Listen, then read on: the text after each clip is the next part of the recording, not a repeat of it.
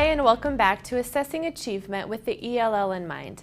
In this video, we are going to provide you with a brief overview of formative assessment as it relates to assessing all students in all classes, but with a special focus on our ELLs. First of all, what is formative assessment? Formative assessment is assessment for learning. In other words, it's the assessment teachers use to better their instruction for either all students or on an individual basis. Formative assessment is ongoing and continuous. It happens on a daily basis through classroom observation, in-class discussions, and as a result of quiz-type assessment. It's often informal and happens organically. Formative assessment measures achievement as students progress through a lesson. Formative assessment is often teacher-created and is administered in a normal classroom environment. We can refer back to our checklist or the informal observation sheet, which identifies when and how students master skills as a perfect example of assessment done within normal classroom interactions. Why is formative assessment important for ELLs in a content classroom? First, formative assessment helps identify how much and how well learners are accessing the content and the language. It gives us an opportunity to observe the language in action, which is often more telling than a multiple choice test or a random essay. Formative assessment is also important for ELLs because it allows for immediate and specific feedback. The student doesn't have to wait 4 or 5 days while the teacher grades a stack of essays. Instead, they get to know right away whether they are correct or not, and what they need to modify for that specific language, situation, and interaction.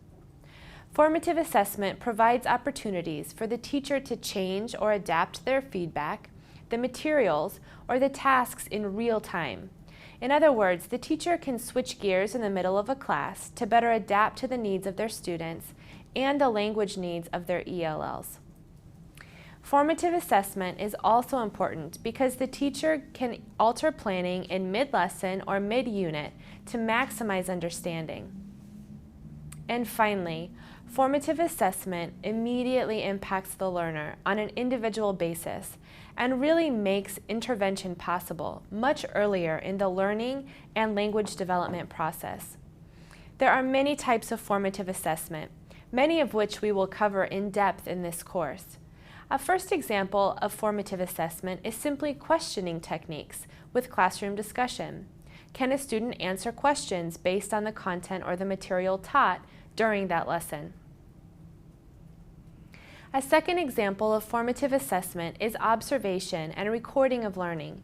Simply observing a student's mastery of content or language structures while they are working within a group or during a presentation of material functions as formative assessment. The next example of formative assessment is collaborative group work. While observing students working in a group, you can get a sense of their mastery of content and development of language. Finally, performance assessment is considered a type of formative assessment. Can they complete tasks within the content? Peer and self-assessments as well as portfolios also qualify as performance assessment, as it is usually asking the student to reflect on their own work and not up against a standard. Formative assessment should be used on a regular basis to increase student learning and to allow the teacher maximum amount of time for observation of student performance, especially with the ELL in mind.